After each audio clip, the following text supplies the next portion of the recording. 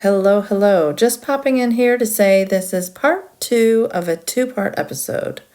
I think you could totally enjoy this part as a standalone conversation too, but if you'd like to hear the whole thing, do check out part 1 first, because that was great as well. I'll link it in the show notes. And as always, dear listeners, if you enjoy the show and find value in this work, please consider supporting via Patreon to help keep the show going.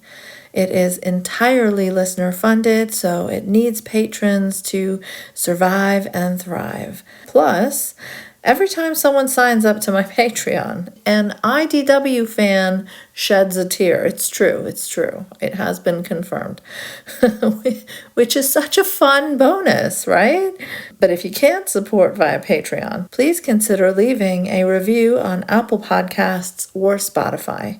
Or hey, you could even subscribe to the YouTube channel, which I have not really focused on growing much till now, but I do post podcast episodes there. So if you prefer to listen on YouTube, well, hit that subscribe button.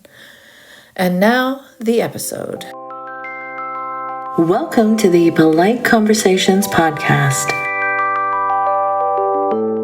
where every episode is focused on civility,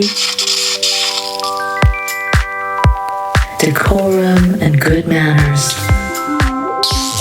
And I'm your lovable, non-controversial host, Ina. If you know me, you know I definitely don't like to ruffle any feathers at all.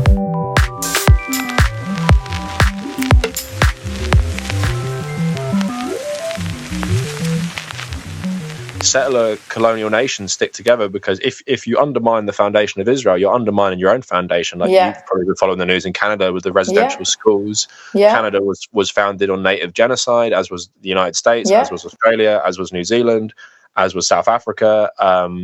It's all these countries, and like apartheid South Africa, obviously. And it's like, if you undermine Israel, which is literally doing a speed run of that, it's literally you're calling to question your very own existence as well. And highlighting, the Palestinians, or what's happened to the Palestinians is this ideology that is what happened to natives all around everywhere, or just local people like in Ireland as well. And it's just funny that like the Israelis, and often how it's framed is they view it as some sort of land back, like we are retaking our home, not knowing that is a ridiculous notion. Even if every single Israeli Jew could actually trace their ancestry back there, still stupid to be like, I'm coming back to take over this place which is completely inhabited. But even then, it's like you can convert to Judaism and become Israeli. Well, yeah, can you imagine like American Irish people going to Ireland and evicting people from their homes and be like, I'm coming back? Exactly. Like, if Joe Biden goes back to his hometown and kicks a Ukrainian family out, is everyone going to say that's okay? Oh, like he's just coming home. Like, it's like, no, it's not the way it works. And then it goes further to the point of if someone just converted to Catholic and came back to Ireland, like, yeah, I'm Catholic, so I'm Irish, let me take over. It's like, it's just two things that like is very frustrating, that it always falls on the marginalized and oppressed to speak up against this stuff, because the powerful have both an interest in keeping the status quo the same, but also don't want to shed light on their own crimes. Because, if this is a successful case for genocide, could you start bringing them against the United States and Canada as well for native genocide? Like, is it a precedent that you could in hindsight prosecute? So that's what I think as well. And it's even in terms of this genocide, the complicity, right? Yeah, and exactly. Yeah, like with Joe, they're saying they want to prosecute Joe Biden, which they should, or Anthony Blinken, Rishi Sunak, Keir Starmer in the UK, and it's like they should, because the Israelis have had no one to tell them no. There's no one saying you shouldn't do this, or we'll cut off funding or weapons or we'll sanction you. So everyone is complicit, and like you can't just like pay lip service to, oh, it's so horrible what's happening in Gaza and we're so concerned about the humanitarian crisis, and from behind you're like handing them weapons with one hand and like expressing concern with the other hand, like wiping away your fake tears. It's like bullshit. And I think for a lot of maybe even Western leaders, I think they know what's happening is terrible, but I also think Palestinians, for everyone, are a sacrificial lamb for capitalism, because we're saying about the Arab leaders, why don't they do something? Their whole population support Palestine, but it's because the Palestinians are worth sacrificing to keep the status quo intact, whether that be the power of the Saudis, Egyptian leadership. It's like it's all about, for me, that's why I'm an anti-capitalist first and foremost. The reason the world is complicit in the Israeli genocide is just because of money. And it's because the status quo, even supposed anti-imperialist communist countries, whether that be Vietnam or China, they've barely said anything. China called for a Palestinian state today, but that's like the bare minimum. It's like, why do they do that? Because the global economy is all tied up in one system. And that's the bad thing for me personally for the Cold War ending, because as hostile as that time was, you would have very much like this side supports this side. So like East Germany supported Palestine, Soviet Union supported Palestine after it supported Israel first. And it's like you had another way of doing things, but now it's like, no, everyone just supports money. Therefore, everyone more or less is on the side of Israel, apart from a few countries like who have maybe left-wing governments like Brazil, or they have a history with apartheid like South Africa. And that's it, really. Everyone else is like washes their hands of it. Even, supposedly the most holy and religious people like the Saudi royal family. They're full of shit, but yeah. I mean, just the way also the people who support and don't support kind of like falls along racial lines is extremely disturbing to see, right? That's another thing that's like a rug pull moment. It's like it's so blatant that it just could not matter to all these countries, these civilized Western nations who talk about humanity and equality and progress all the time. Yeah, and it's like you're saying, racial lines. It's like you see an Israeli protest, nearly everyone there is white. You see a Palestinian protest, it's very diverse. I've been to a couple of them, and it is very diverse. Like age diverse, race diverse. You go to an Israeli one, it's just all white people. Yeah, I mean there are, of course, like all kinds of people. Like I know the ex-Muslim, and you've talked about visiting the horrible place that is the ex-Muslim subreddit. Yeah, the ex-Muslim subreddit. Oh my gosh, that is a bed of white nationalist talking points, unfortunately. Yeah, well, that's the thing, because a lot of people who post in there aren't even ex-Muslim. They're fucking Nazis, and it's like the one thing I understand is I understand how traumatizing obviously a religious upbringing can be, and I can understand how in that and how you were treated, you associate that religion with all this terrible shit. So I understand how they fall for it, but at the same time, it's like what I really wanted them to understand. And sometimes I comment on it. I'm like when you're posting like Tommy Robinson or Gert Wilders and stuff, it's like just realize these people don't know anything about Islam. That all they're saying is they hate people who look like you, and that is literally it. But it's hard because who am I to say to like someone who's had a terrible experience like in Saudi Arabia or something like that? You got to have this nuance, but at the same time, I'm just like. But that's what they're relying on. That's what they're relying on. While they criticize identity politics, that's the identity politics they play all the time. It's like, oh yeah, you're going to tell me, a woman supporting Tommy Robinson, I was traumatized by being forced to wear the hijab, and that's why I support Tommy Robinson. And it's like, that's bullshit. I'm sorry. He's as anti-feminist as they come. So and that's what I mean. They attach themselves to these people because they think like, oh, they'll save me from Islam ever doing this again. But it's like if they're setting up deportation camps for Muslims, you're going straight in there with the rest of them. So like, it's like you see it a lot. You see it with like gay conservatives, trans people in America. It's like. But there's that capitalism again, right? Like there are immense financial benefits to being that token minority. And I can tell you that even in the brief period where I was swayed by new atheism, just a couple of years, I had so many platforms open up for me. I had very massive accounts retweeting my podcast all the time because I talked about Islamic conservatism, and that was my focus. And when I became more and more and more left, that is like my Patreon shrank. The types of patrons that I would get shrank. Like before, I would get like several $50 patrons or $100 pay, but there's no such thing. I don't know how people on the right, they call themselves center, but they're like IDW types. Like, why is it that area of the spectrum, the political spectrum, has so much to spend on supporting the voices that it wants to support. But the left, it doesn't compare, unfortunately. Yeah. And also in terms of reach, like the larger left-wing accounts do nothing to lift up smaller left-wing content creators, whereas people like Sam Harris, he will be like propping up his favorite ex-Muslims all day long. I was invited on Bill Maher's show. Oh, really? I'm glad it never worked out. Yeah. You know what I mean? Like, those kinds of opportunities do not exist for me now. Yeah, well, I think there's a couple things, but obviously, like we were saying about the narrative becoming the mainstream, the powerful want your voice because it lends credibility to their arguments that all Muslims are terrible.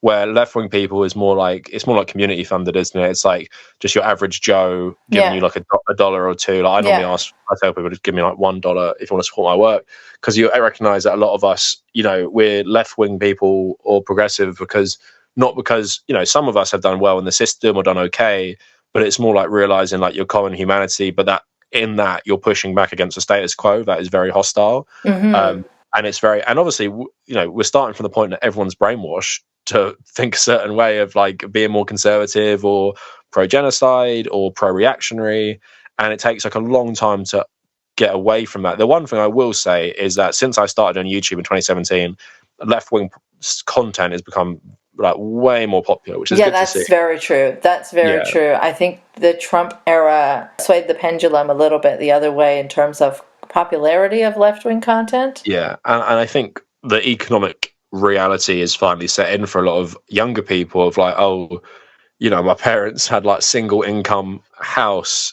and like, my mum's a stay-at-home mum because of this reason, but now it's like can't even afford a room in a shitty room somewhere, and I'm working insane hours. And it's like the economic reality just radicalizes people, where we don't have the luxury of sitting around debating religion anymore, where everyone's being fucked over by the economic system.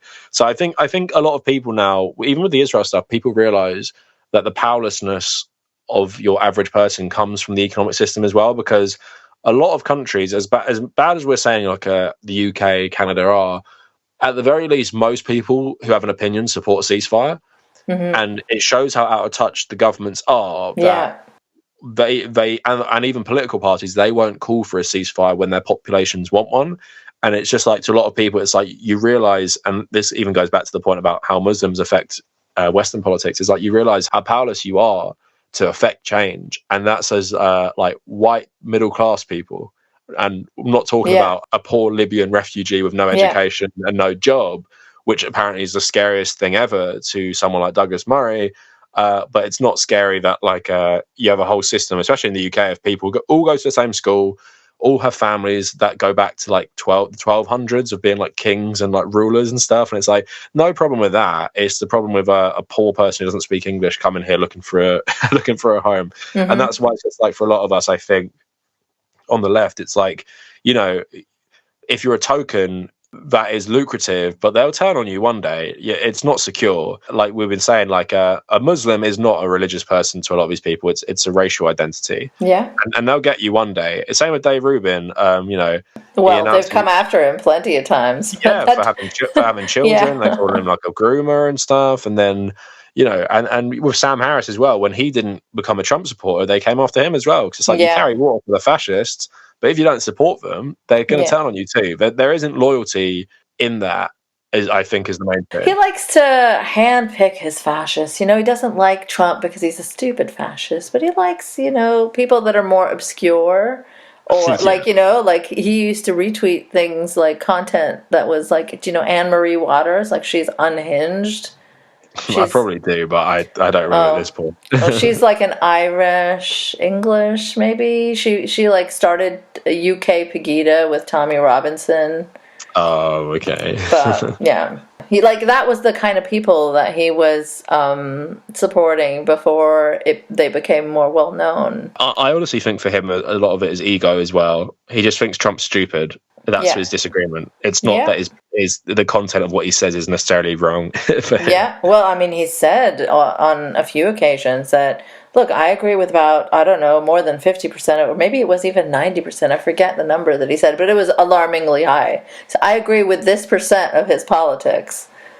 And it's like, oh, fuck, you do. Yeah. See, you just said it. It's just a stylistic issue you have then. Yeah, no, it's true. And it's just annoying that sometimes just like that just gets rewarded so much and it just becomes so mainstream where leftist people are just so insanely demonized for the slight say that is wrong. It's like, no, you just be a fascist and coat it in like a, being articulate and plausible deniability. Like the thing that was funny about watching your interview of him is how like all over the place he is every time, because you like really direct with him and he's just like jumping around so much and it's so frustrating because you can't pin him down and like think of like, well, what do you think then? Like even when you are direct, he still deflects so much, and I think that's a big thing for him. Just like plausible deniability of, oh well, I didn't say that, or that person didn't actually say that, when they actually meant it with everything they did say. Like apart from directly saying it, it's just very frustrating. And which is such a big feature of the new atheist scene, right? Like there's so many of these like big Twitter accounts from that era that used to kind of play these games while they're criticizing religious apologists for like shifting goalposts and stuff. That is exactly what they did every time, They just want that like little leeway or wiggle room to have that plausible deniability. Yeah. I mean, Sam has even said, like, the only people speaking honestly about the dangers of Islam are the fascists. And then when people quote him, he's like, you're so intellectually dishonest. That's not what I meant, that I love fascists. I mean, I'm worried by them, but yet they are the ones speaking most honestly.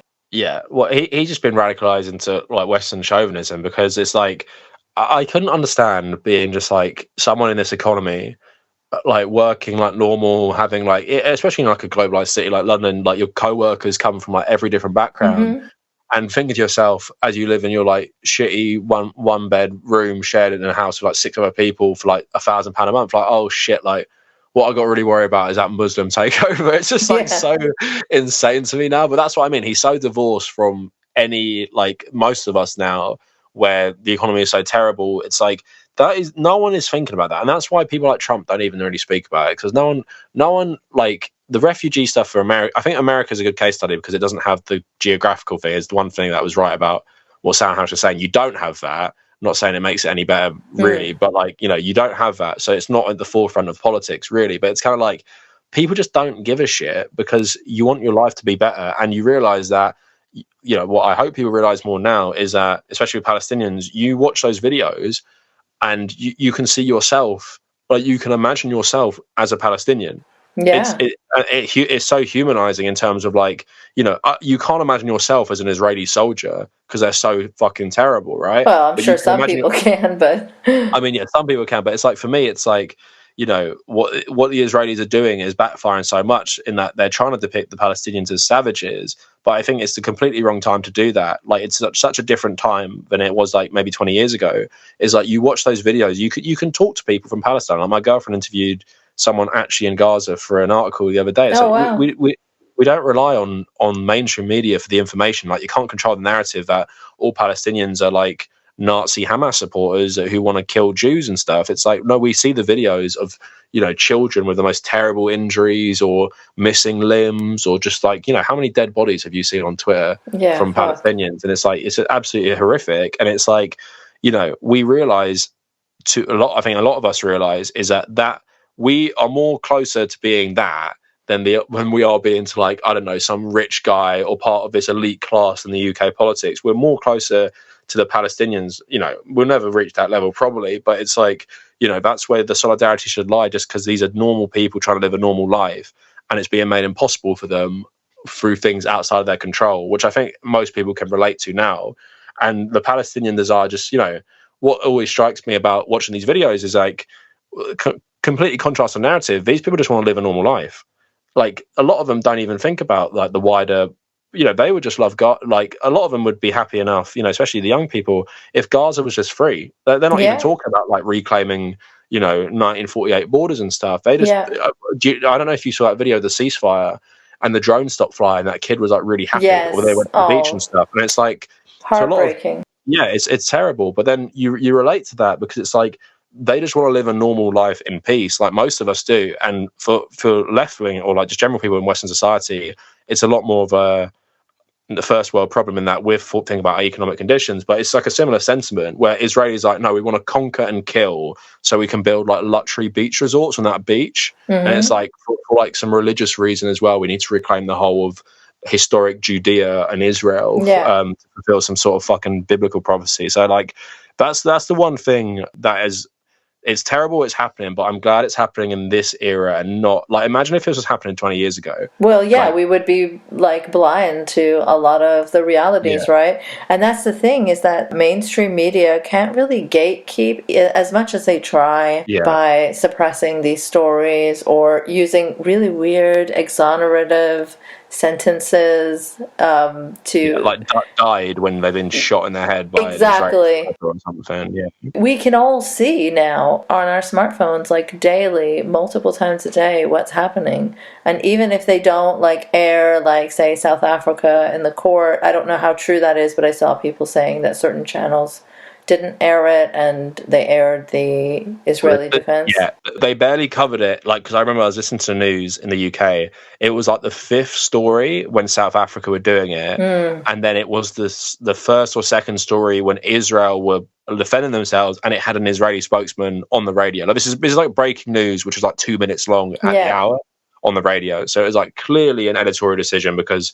the BBC is run by like massive Conservative Party like members and stuff. And I mean, here there have been channels that have given instructions to their journalists to not say the word Palestine and to just simply not cover any story critical of Israel. Yeah. It's just blatant. And the thing was so dangerous as well, like small tangent, is I see a lot of Twitter accounts, which I used to know for being fascist, anti-Semite, anti-vaxxers. And what happens is you shake the trust in mainstream media so much, people seek that online. And while that's good, like I'd say it's majority good because a lot of Palestinian voices get elevated. But then what happens is you get a lot of Nazis getting in the space. Yes. So if people are listening, there's a guy called Jake Shields. Yes. There's another account called Censored Man. There's another account, it's like Dr. Something. And I knew all these people for being insane anti-vaxxer fascists. Like, they hate trans people. Yeah, as well. And now they're pretending they care about Palestine because they hate Jews. And they've become, I saw a poll the other day, Jackson Hinkle's another one. Yes, they've become like double dead growth. Zionist hate. Is that another one too? Yeah, I haven't seen that one. But like that's the annoying thing, because now all it takes is like you just tweet something, like a real video's out, but then it's like you're just emboldening these types of people now, and people wouldn't never trust mainstream media.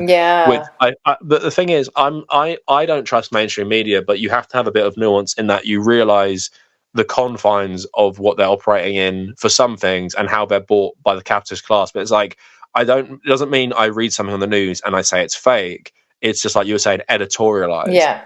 So but that's the danger of like, if you just make people don't trust anything, then like, why would they trust the COVID vaccine? Why would they trust anything the government says now? Well, it's funny you say that, because the IDW argument for that is that they don't trust all of these things because they've become infected by wokeness. So yeah, it's literally like they live in an alternate universe where like it's literally like capitalism and the powerful, like wealthy people controlling all of this, who are normally at best libertarians and normally massive conservatives. And it's like, it's actually the left. It's actually like a random transgender student of pronouns. That's actually the threat. To like misinformation and shit like that. It's just it's just very frustrating that this is entertained. But as I was saying, as heartening it is to see the left grow, like the far right is just growing so quickly as well. And it's just really, really like even using the Israel stuff is just very frustrating as well, because people just don't realize what these accounts even were before they started tweeting about Palestine. Yeah, it's so important to point that out. I mean, I try as much as I can, but they're still growing. And I might make a video on that topic. But the thing is, that'd be great. Because Twitter's such a mess now, if I try and go back and find their old tweets, it's just never going to come up. So I'm going to have to like memorize them saying this stuff, because I don't know if you've tried searching Yeah, you have to search for the words. But even then, like, it will just be like everyone's replies to That's them. right. And it's like, I'm going to try, but like it's a bit of a mess now, so to try and find the actual information. But I do think it's important because, like, they're using one issue, like they use the vaccine stuff, which, is fascist in itself, but they frame it as something different. So it's just, something to keep vigilant about. Like, if you're reading an account called Censored Man, seriously, maybe you should have some red flags about what that actually is before it was tweeted out Palestine. Exactly. Well, I've really enjoyed your channel too. I mean, you cover a bunch of topics that are very much within my wheelhouse, like, the IDW. I saw that you did a video a couple years ago about the pipeline from new atheism to the alt-right, which, is such an important thing to remember. How that happened. Is there discussions of Islam and dehumanization of Muslims and how they mainstreamize these talking points, right? And you correctly draw that parallel between Gavin McInnes' talking points and Sam Harris in his, mild, quiet, as I saw a New York Times writer, I think, refer to, like an ASMR voice, like fucking hell. ASMR voice that does like white genocide talking points, but like it is like it is important, because the thing I try and bang on about in my channel is because like I was talking about, like, with liberal identity politics becoming so even adopted by the powerful, it's very hard for people to understand fascism, because they're like, well, if that person isn't saying all black people must die or whatever, or I hate all Jews, then how can he be a Nazi? And I'm trying to say, the leader of the Proud Boys was like Afro-Cuban, right? And I try and say to people, well, it's a new form of fascism. It's Western chauvinist fascism. It's different. It's based on Western supremacy and not white supremacy. Yes. But you can't divorce the two from each other. Well, it's an intentional shift in tone, right? To be less obvious as well. Yeah.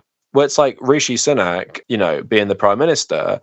To lots of people, they're like, oh, that's woke or some shit. And it's like, but they want you to think that because they still serve white supremacy. Yeah. It doesn't matter that there are like very diverse members of the UK government. They're still serving white supremacy, but the face of it isn't white supremacy anymore. And you can actually enter the halls of power. Often they can get away with saying things that maybe a white person can't, like Suella Braverman. Yeah. Like, some of the stuff she says is pretty fucking fashy, right? Oh, yeah. Like her and the previous Home Secretary was also South Asian, Priti Patel. If that was a white person, a white man saying that about Muslims, the media would not have it. But like you're saying, it's like a tokenized thing. It's like, they even asked her, would your parents be able to come here under your immigration policy? She said no. So it's like, it's also kicking the ladder down as well. Like, I made it, so fuck you. I'm here in England. I've made it. Like, no more other people. And that's why, like, I always say to people, especially people who come from backgrounds like this, like for me, it's quite divorced because I'm third gen Irish, because all my grandparents are Irish immigrants to the UK. But so it's very easy for me. And something like you're kind of told in the UK, even as a white person, is like kind of like, you want to be English. But I always say, what I was always saying to people who come from different backgrounds is, you got to remember where you come from and how people viewed you. Like, as Polish people in this country get more normalized, because people used to hate Polish people 20 years ago when they first came here, as that becomes more normalized, you don't want to start seeing Polish people in like these conservative governments as well. And it's like, you have to remember, even though, you were the scapegoat, and just because you survive that or whatever, you can't then turn around and be like, well, I hate these people now. But often what happens, they do, because of white supremacy, where it's easier for the Irish, Italians, and probably in the future Ukrainians in the UK and Polish people, it's easier to assimilate. So your next generation, you grow up, your kids have English accents. They're seen as English by people. When it's like in the US, it's like Irish and Italians used to be seen as non-white, and then You have Nancy Pelosi was the leader of the House, and then you had Joe Biden, he's Irish, JFK was Irish. So it's like all these people have assimilated and they serve white supremacy too. And what we're seeing now with like Rishi Sunak and like you had it with female leaders for a bit, but now we're seeing it with like both female and minority leaders. It's like now it's like they're accepted, but you've got to still serve white supremacy. And even like Sadiq Khan, not saying he's doing this for white supremacy, but it's like there's a certain narrow view of politics in the UK, and Islamist politics will never be a thing here. And that's another thing they never talk about. Probably a good thing, but yeah. But it's a good thing, but it's also like their fears of an Islamist takeover based on population is insane. Because first of all, minority groups and marginalized groups or immigrant groups, they usually vote left wing anyway because of they're usually poorer, right? Like if you're a poor immigrant, you're not going to vote for the Tory party that are going to like absolutely destroy things you rely on, like the NHS, for example. And also their anti-immigrant rhetoric is much stronger. Yeah, they're anti-immigrant, but what you do have sometimes now is maybe immigrant groups like Indians who have maybe like second or third generation, you see it Rishi Sunak, they are more conservative, but that's like because they as a social group have done better in the economy, so they have more wealth, therefore they're becoming more conservative.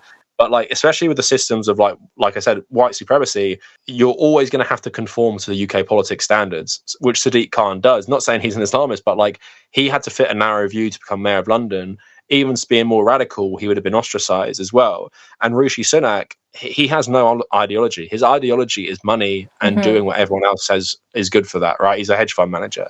So it's like, for me, like the fears of like, you know, as you were touching on with Sam Harris ages ago, who cares what ethnic, racial mix-up a country is? Like, who really gives a shit? But in that element as well, the ruling class are never really changing. Like, the only time you see it change significantly is like, I don't know, it doesn't even change that much, but let's say like the Cuban Revolution, where you replace like a fascist slave state with a communist one-party system with like elections and shit. But that's what, like, you know, black people had better rights after that because they overthrew the racist government. Not saying it's perfect, but like we're not having that in the UK where we're going to overthrow the government, dissolve the House of Lords, destroy the monarchy, and try and create like an egalitarian society where it's like proportional voting. Because unless that happens, there is no actual threat. Even if every single refugee was a hardcore ISIS supporting Islamist, there is still no threat that they are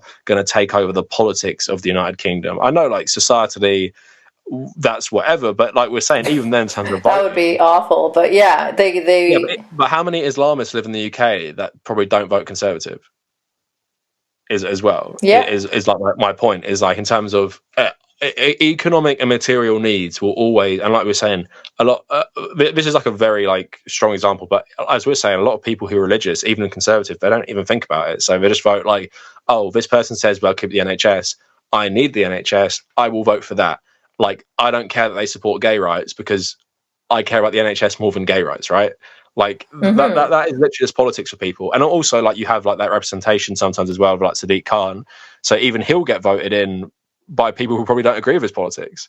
Like, I can't imagine that every single like Pakistani refugee or migrant who's voted for him absolutely supports his stance on trans rights, right? But they still voted for him because that's the thing. Because people are complicated, and people are also massive fucking hypocrites.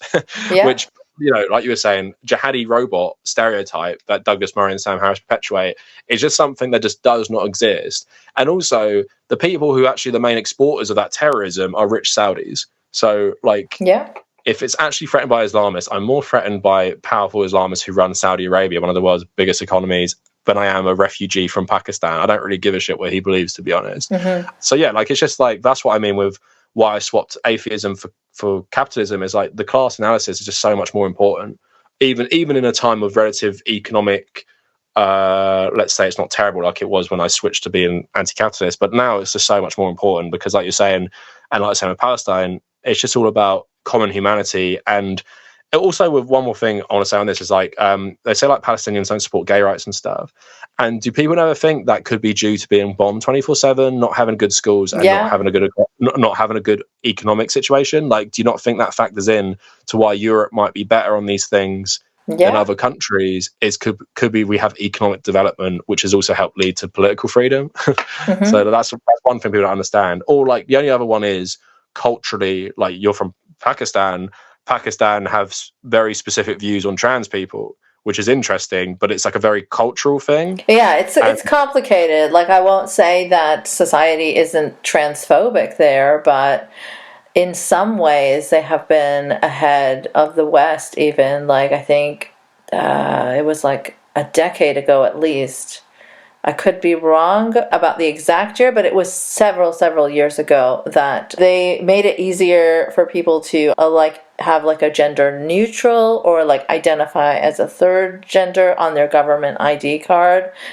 And they pay for the surgery as well. I've read somewhere. Oh yeah, I didn't know that. Yeah, but then I was kind of just saying it's like that has its problems because it's more about I think it's only for trans women, so men who transition to women. I don't think it's the other way around though. But you also have to know, while trans people are a cultural part of the society, they still aren't treated as anywhere near equal. Like, only now are we seeing some trans advocacy, and otherwise it's like they would not be able to get a regular job, right? So they would be forced to like either do sex work or beg on the streets, or they would do things like come and dance at weddings. And that's what I was thinking of. Yeah. So it's complicated. It is complicated, but that was just kind of my point, is that in terms of like things like secularism and like maybe equal rights, unless you culturally have something in it which will already accept those things, like let's say like, you know, pre-missionary China, Thailand, Pakistan and India to some extent, where you have like don't have that gender binary as much, it's like they're never going to develop to a certain point. And that's also with capitalism, is like the reason like Middle Eastern countries can't develop on these things as much is because they have Western-backed governments that will prosecute you, like in Egypt, if you actually stand up for LGBT rights and atheism. But they see that as like a backwards thinking thing of Muslims. But as we were saying before, it's like you need actually local people to change their societies, as we did in Europe. And if we start propping up authoritarian governments forever just for capitalism, then how are they going to develop? But that's what the new atheists can't recognize. Instead, it's actually, no, Arabs actually love authoritarianism. That's why they have it. And they hate everything progressive ever, so they'll never tolerate it. And it's like, how does that actually compute when you live in a country where you can pretty much, not always, you can say whatever the fuck you want about these things, where they can't, or they'll literally be beaten to death in a jail cell by the police, which are backed by our country. So that's why I'm at with Palestine, is like, you can't use this against them because they literally live in an open air prison and have done for like nearly 20 years. How are you meant to like have societal movements for equal rights and stuff when you're literally fighting like an occupation and apartheid? That's the only thing you're thinking of. But I know there is, there is queer Palestinians and stuff, and I have read about that. Who are more afraid of getting killed by Israel than they are of getting killed by Hamas. Yeah, no, exactly. And I read one of a Palestinian lesbian who was seduced by Tel Aviv being progressive. She went there. She said while the Israelis accepted her as a lesbian, they kept telling her to change her name to an Israeli. Yeah, they didn't accept her as Palestinian, though. Yeah, that's what they wanted to erase her Palestinian identity. So she ended up just leaving because she was like, even though it was better here to be a gay person, like they only wanted me as a gay person if I wasn't a Palestinian. Yeah. Which I thought was like super interesting. So even like that's another thing with the Israeli propaganda. Like they don't even have gay marriage. So what are you doing flying that rainbow flag and saying like you're doing this for LGBT rights? Yeah. Fight your own government for that. Like it's so absurd. Not helpless people. It's absurd. And is Douglas Murray? Am I confusing him? Is he gay as well? Yes, he is, but he's also very homophobic. So yeah, it reminds me of Ernst Röhm, the leader of the Brown Shirts, who was actually gay as well. Thought he could create a space for gay people in Nazi Germany before the Nazis turned on him and murdered him for being gay, basically. So, like another token person who's like, "Oh, I'm gay, so I support Israel." Yeah, because Hamas would kill me if I went there or some shit like that. Like he barely mentions that aspect of his identity because he truly seems like very self-hating in that way. Like he hates the gay culture. He makes fun of it. Oh, okay. He hates trans people. Yeah, I haven't seen him say that, but I've seen these types of arguments before by like. I don't know what I would call it, but like more people who buy into like heteronormative masculinity. Yeah. Of like we should just be like what the Nazi guy said. He wanted to be like the ancient Thebians and Spartans who were gay, but they were like warriors and like macho men and stuff. It's like, let's be like that, not be like, you know, gay nightclub culture in the West or something. So yeah, it's an interesting thing like that as well. But yeah, just very frustrating for me personally as a leftist, how liberal identity politics is constantly weaponized and thrown in our face, even though leftists are people who are responsible for like gay rights existing in the first place. Like, but Douglas Murray does not identify in any way as a liberal, just to make that clear. Yeah, but it's annoying how conservatives will throw it in your face of like, well, you, like you were saying earlier, like, you support women, you support Me Too, you support gay rights, you support trans rights, so why do you support the side that doesn't support that? As if life is so binary and life is so uncomplicated that that's all you base your support on. And as if you don't know people in your own life you have to deal with who aren't one for one like you, and you have to realize, like, in like a very inherently transphobic or misogynistic or racist society, you can't just, like, I wouldn't call it purity testing, but you're going to have to deal with a lot of people, especially if you want them to be better, that actually hold pretty terrible views by default. As you know, as a white person myself who grew up in a racist country, I used to have internalized like bigotry, racism towards Muslims, and what I did is, I don't know if you watched my video about this, I intellectualized it as I just didn't like Islam. And then I realized that, like, but is that true? And I'm someone who actually, like, knew Muslim people. I'm not like some white person who lived in a rural all-white village. I knew Muslim people, and I could still have these thoughts because I was bombarded by the war on terror my whole life. So I was still like, you know, I still think that, and it takes a long time to unpick that. And that's, like, you know, how I see the world is turns like, if you're saying to me, well, you should support X because they support this like you, and it's like, that doesn't work, because I understand how people have to go through a certain evolution to kind of break out of brainwashing like I did. So I'm not going to, like, completely damn someone who, let's say, voted for Trump the first time or voted for Brexit, because I understand how that comes about without someone being, like, inherently an evil person, for example, like born evil. Yeah, I mean, but then you have to be consistent and look at all groups in that way, right? Which you do from what I see, but what I don't understand is when Sam Harris says something like that, he can see it, and, you know, they were radicalized by the wokes yelling at them about pronouns, but then he can't see it when Palestinians are having their families blown up. Yeah, that's a great point in terms of, like, first of all, he doesn't understand why people would vote Trump. That has nothing to do with woke pronoun stuff, but also why Palestinians might join Hamas. Like, he doesn't understand that, which is so obvious to anyone, because Americans tried to overthrow their own government because the president they liked didn't get elected. And it's like, so we understand that, but we don't understand why, if you had your whole family killed by an Israeli airstrike, like 20 members of your family, why, as a young man, you wouldn't join the only militant group who are properly fighting back in your area. So yeah, it's just a frustrating hypocrisy. But like you're saying, I think he's just stupid. You think he's a bit more, like, cunning in terms of, like, he just plays stupid to make these stupid points. But yeah, I think genuinely. If listen to my Woking Up series, and I hope you'll be able to see why I think that, because I feel like he's just hiding how extreme some of his views are and pretending.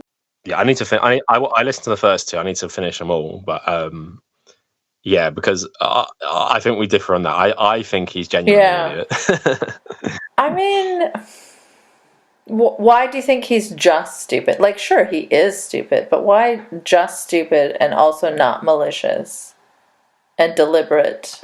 Oh no, I think he's malicious. I just think what he's saying makes sense in his own head.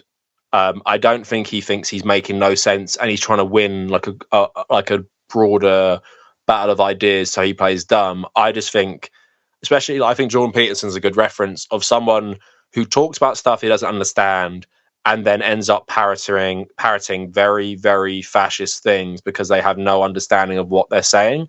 Like, I think Sam Harris is a racist, but I think sometimes he's a fascist by accident. In that, like, he's like, oh, it just makes sense, and the fascist argument makes sense. But I think if he was very genuine, I think he would consider himself a left-leaning centrist. which is insane. But no, I think he does consider himself that, but I don't think that he is a fascist by accident, because look at all the coincidences, right? The things that he likes, the things that he's drawn to are Douglas Murray, because he doesn't have the courage to be as open about it as Douglas Murray. So by proxy, he uses Douglas's work and says it's impeccable. And when he's drawn to Tommy Robinson, and specific interviews where Tommy Robinson is saying very borderline white nationalist things, like when Tommy was on Dave Rubin, Anne Marie Waters, as I mentioned before, like these are the things that he wants to use his platform to spread. And even currently, there was, well, like he's done like what, 8 podcasts in I don't know how many weeks talking about how bad Islam is and how Israel is, basically this children of darkness versus children of light thing that Netanyahu was saying in podcast form on repeat. And then he took a break from that to put Douglas Murray talking to someone on his podcast feed, because that was so important to hear for everyone that is in his audience. And then he has said these weird statements that are very white nationalist adjacent, right? Like there was a thing from his book, I think End of Faith, where he talks about how the ominous demographic trend of Muslim birth rates, and how in 25 years France will become majority Muslim. And he has written that 15, 17 years ago now. And I think France is still at 6 or 7% Muslim, maybe 8 or 9 max. Yeah.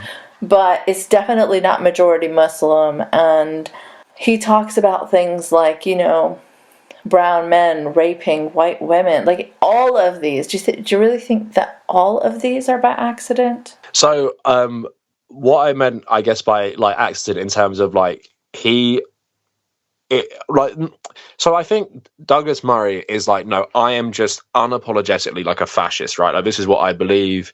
But I think Sam Harris is, you outlined there, a bit of a coward for one thing. Yeah. Because he won't say it. But also I think he's so ill-informed. I'm not trying to give him credit and trying to downplay him. I think he's so ill-informed. He'll just read something like Charles Murray's The Bell Curve, and he has no context for it.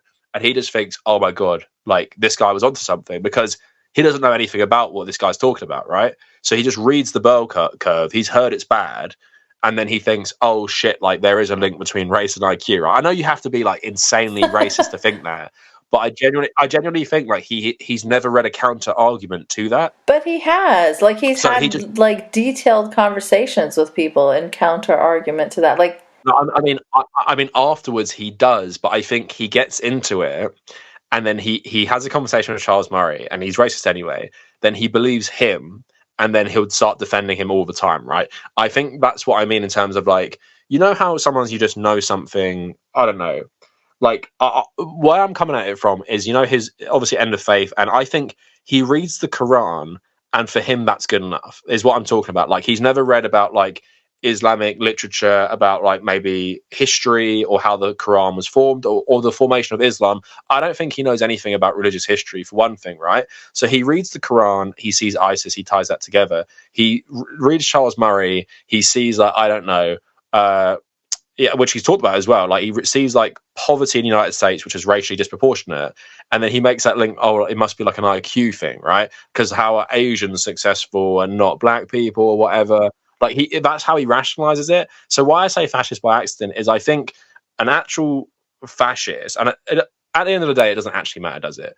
Right. If he's a fascist by accident or an actual fascist. But I think he's too stupid in a lot of ways to realize that he is one. And that's why he thinks, oh, I'm a left-leaning centrist who'll just have the hard conversations, and I'm very progressive and I support these rights, and that's why I'm against Islam. And I think that actually all is coherent in his head. And that's why he's but then even when you were talking to him, I think that exposes him, because he's just so shifty about it. But I don't think he's doing that because he's malicious and trying to trick you. I think he just genuinely doesn't know what he's talking about on most things he speaks on. Therefore, when you start confronting him, even back in the day, it's like very uncomfortable for him, and he doesn't really know how to respond. Because I think if you had that conversation with Douglas Murray, like the exact same conversation you were having, because you were asking Sam Harris about Douglas Murray, he would not be shifty with you. He'd just tell you straight up. And but I can understand how you think Sam is hiding his power level behind other people. I just think he thinks, oh, I don't really know this. So Douglas Murray, you seem like you understand this. You go talk to them. Like, you tell them. No, but I don't really know enough about this person. He has done it for years about every person that he chooses to promote in every other way. Like, he threatened to quit Patreon when Lauren Southern, the white nationalist, I remember. got deplatformed off of Patreon because she like fired a flare at a migrant boat. He used his platform to talk about how this poor conservative journalist was being silenced, and that's why he's going to quit Patreon. And then he didn't, because they told him that actually, she fired a flare gun and could have caused the boat to drown.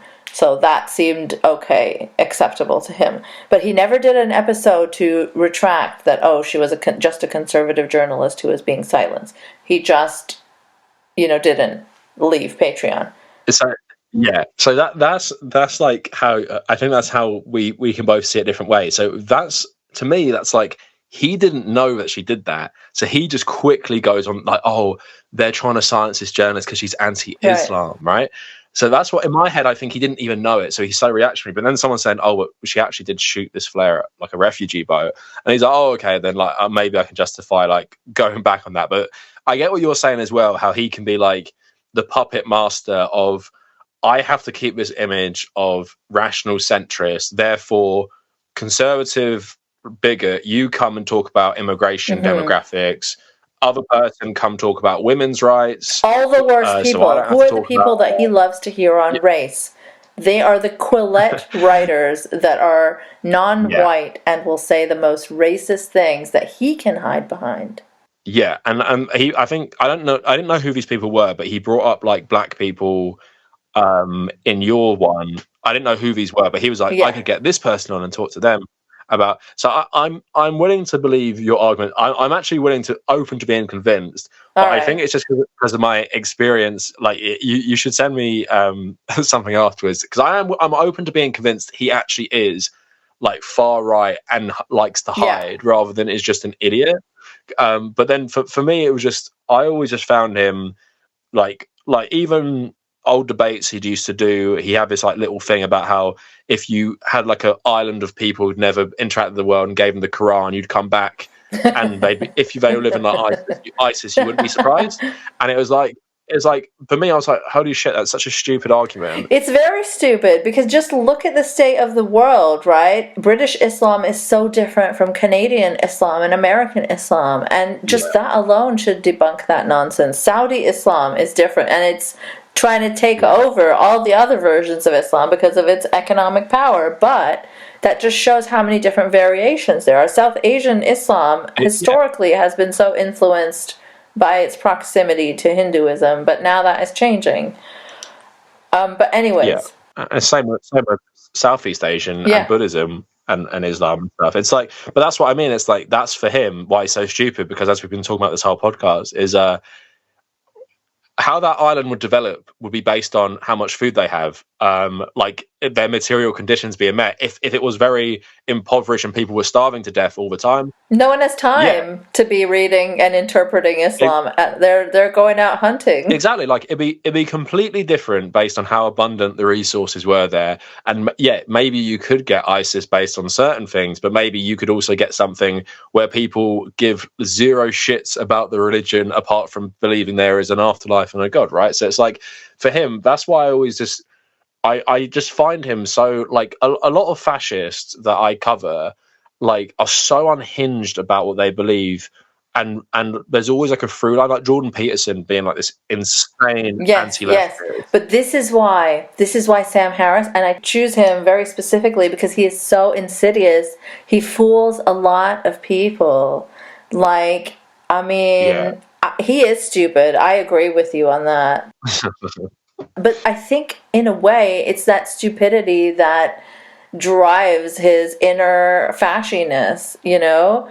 There's just too many coincidences where he does, I don't know enough about this. Dave Rubin, he was funding for years, and he would start deleting on his Reddit AMAs when people used to ask him questions about why the hell do you support Dave Rubin? Why the hell do you support Dave Rubin? Those questions would be deleted. And then, you know, there's Jordan Peterson, whom he's also said, like, I agree with about 90% of what he says.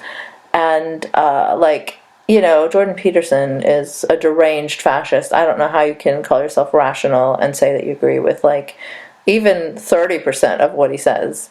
And there's Robert Spencer. I don't know if you're familiar with Robert Spencer, like, this crazy not Richard Spencer, but, like, another racist bigot, like, crazy counter jihad, like, I think his website was called, like, Jihad Watch or something. Just, like, deranged, paranoid, everyone in it is an Islamist, and everyone is lying, everything is Pallywood, and just like crazy. So crazy that other bigots have called him an Islamophobe. So yeah, okay, I'm willing to be convinced Sam Harris is smarter than he lets on in some ways to actually just push this stuff. Because, yeah, the thing is, his original book was racist anyway. Like, that's what he became famous for, The End of Faith and stuff. I don't know if it's his first one, but, like, his most famous early one. And that was racist as fuck already. So it's like, the only thing, and I'm not saying you have to be smart to be a fascist. The one thing is, I feel like a lot of more typical fascists, or people who even don't think they're fascists, but they are, I think they liked, and that's what I mean, it could just be a grift or whatever, but like I feel like a lot of them stand behind their words a bit more. But I also get what you're saying in terms of his image has always been one thing. If he did the transition like Jordan Peterson has to you know, I am just this guy who talks about these things in a rational way, to I work for the Daily Wire now and I'm absolutely mentally unstable, like that is just such a difference and shift. And Jordan Peterson's own fans have said, like, I don't like him anymore because he used to be about self-help and now he's about, like, just can't stop talking about the left and stuff. So I do get that argument as well. Right, but when he was about self-help, he was also about fascism, but they just didn't see it. But oh yeah, exactly, because he hid it behind being a more rational. Like, I made a video about how he's an apologist for the Nazis, and like most of it is taken from when he was fairly sane. So yeah, so yeah, that's all I'm saying about Sam Harris is that, you know, he hides behind this rational veneer. He's been a huge part of, like, giving an intellectual veneer to so much of the extremely far-right talking points. And I think if you do go through my Woking Up series, and also in the first episode, I think I recommend listening to my breakdown of Sam Harris's thoughts on white supremacy. That's outside of the series, but it's linked in the show notes of the first one. Yeah, I definitely listened to him because it was in one of your videos about him talking about George Floyd and how police aren't white supremacists, or like it's not protecting the white supremacist system. So I do remember all his takes about that being just like, you know, I don't even know if he was trying to be contrarian, just being like, holy shit, like, are you really saying this right now? And we've just seen like the most terrible example of like visible white supremacy in a while. Just like, yeah, like it's just I definitely will listen to some of your more in detail ones, because I am totally open to being convinced, because I can totally see it, but maybe I just don't have a high opinion enough of him in terms, like, you're more familiar with his work obviously, so in my mind he's not smart enough to do that. He's just a coward and he's stupid. But if he is like the mastermind pulling strings, and well, he's also stupid like you were saying, but like if he is really like, I'm assembling the fascist Avengers and I'll just be in the background, then like, yeah, I'm open to believing that. Oh no, I don't think he's doing that. I think he genuinely believes he's a liberal centrist, but his passion and like it is all fascist. Like he is motivated by very fashy beliefs against trans people, against Muslims, against feminists, against so many different minority groups. It can't all be a coincidence. I just think that he does like to hide his power level, as you said, because he finds it to be too obvious, is like too, I don't know, gauche, or too common seeming. Like that's something Trump would do or Rubin would do. And he's like a more sophisticated version of that. Yeah, he's an intellectual. Right. So you can't really, exactly. Talk about Muslim birth rates too much and then saying it's like, genocide of white people, basically through stealth immigration and birth right, rates. But if you listen, he's saying a lot of the same things and propping up a lot of the same things. So I think he truly doesn't think he's a fascist, just like, someone that is like an Islamist wouldn't be like, oh, I'm an extremist. They would think that they're fighting for the good of things. Yeah, no, exactly. So, I think that's an interesting difference between us, and I would be curious to know how you feel once you've listened.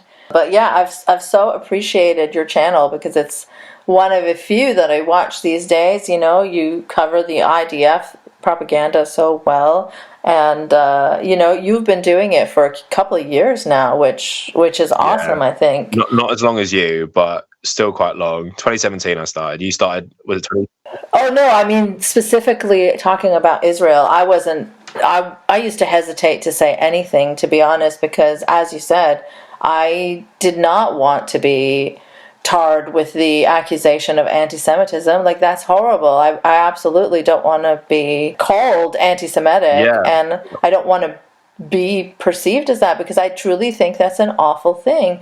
But now that I feel like the situation is so urgent, and the definition of anti-Semitism has become so ridiculously conflated with criticism of the government of Israel, that it just, I don't know, I feel like I can't not say anything anymore. Yeah, and that's the good thing, the silver lining, which is, you wish this never happened, but as someone who's like been covering it for a long time, mainly because of Jeremy Corbyn being smeared with being an anti-Semite, because he used to be a big critic of Israel, this like 2016. Yeah, I did used to hear about him being called anti-Semitic, and honestly I don't know enough about him or that to have gauged it properly, but now I'm always thinking back to these things like, oh, that person was called, and Ilhan Omar in the North American context, right? She was called anti-Semitic for simply saying that AIPAC has a lot of influence over American politics, which it does.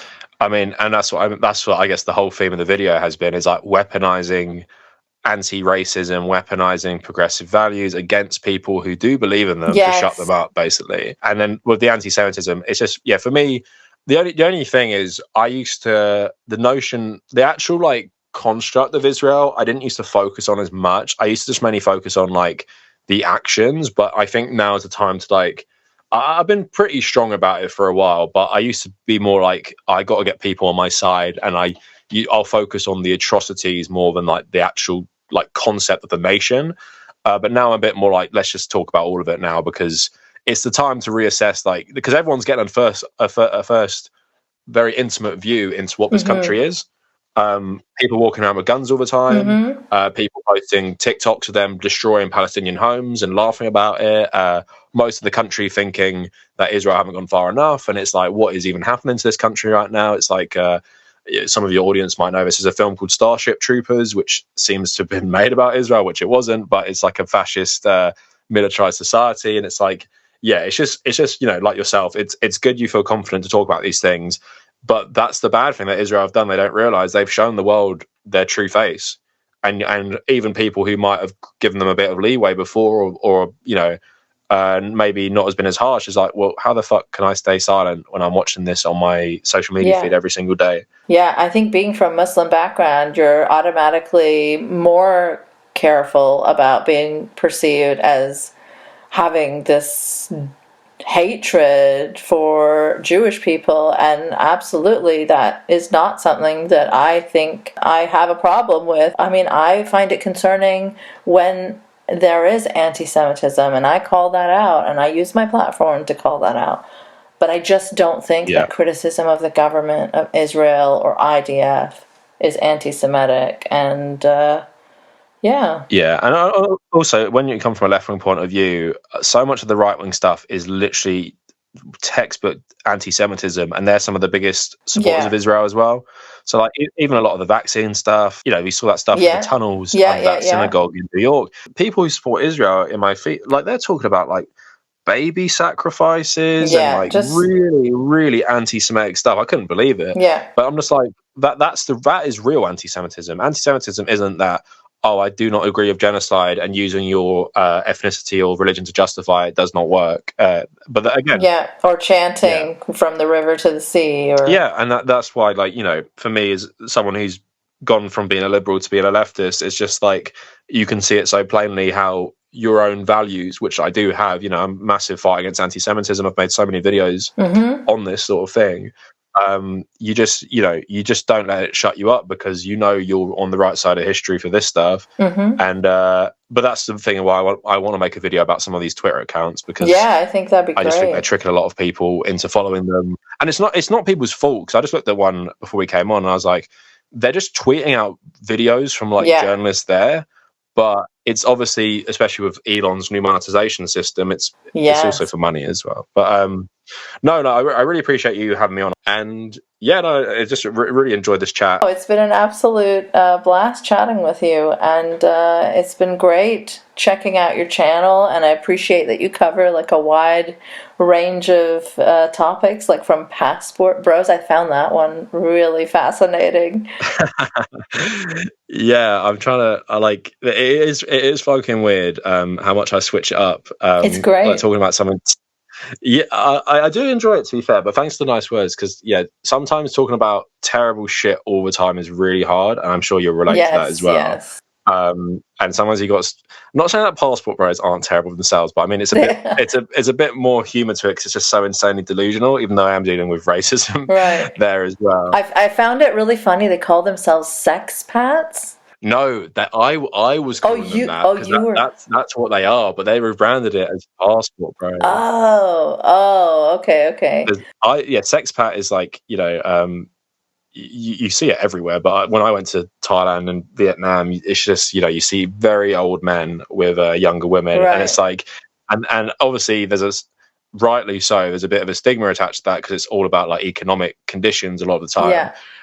But these guys are like rebranding it as something cool. Like, let's be a sexpat. Like, let's be a passport bro. It's awesome. So essentially, it's just like a subculture of like guys that travel to find trad wives or something. Yeah, because they think it fits in nicely with what we talk about. They think everyone in either like Colombia or Thailand or Vietnam, they're all very traditional, conservative, which submissive. Which is very, very funny when you think about the history of all these countries. Like, they think feminism doesn't exist outside the West.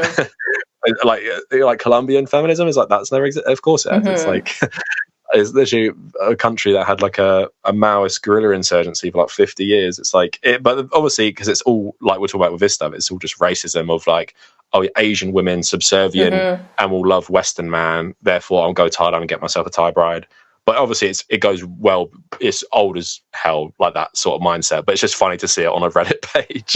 No, that was an interesting video. And also you covered the Stanley Cup craze. That was funny. That was fun, just because just consumerism I just don't like generally, but just to see how the levels it's getting to now is just depressing, but also very funny. It's so absurd, because I've only heard the term Stanley Cup, and I know nothing about sports, not a single thing.